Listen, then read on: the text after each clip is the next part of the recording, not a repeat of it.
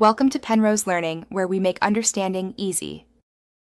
In this video, I will explain how to reset your Honda Odyssey garage door opener. First, locate the 3 home link buttons, usually found on your overhead console. Make sure your garage door opener remote has working batteries, as this is crucial for successful programming. For safety, park your Honda Odyssey outside the garage before you begin the reset process. This easy method will have you connected in no time. Now, let's clear any old programming. Simultaneously, press and hold the 2 outer home link buttons on your Odyssey's overhead console.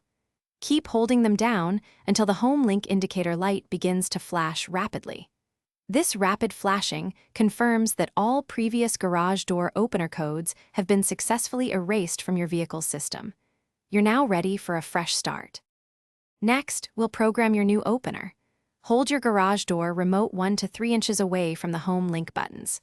Now, simultaneously press and hold the desired home link button you wish to program and the button on your garage door remote.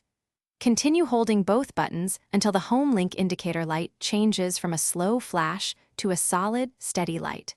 This indicates successful programming. It's time to test your new programming. Press the home link button you just programmed and observe your garage door. It should now open or close.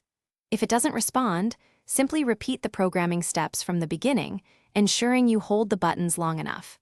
Remember to check the description for a link to Darn Tough Socks and other great deals.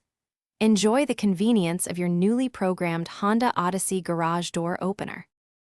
Thanks for watching. If this was helpful, leave a like and consider subscribing. See you next time.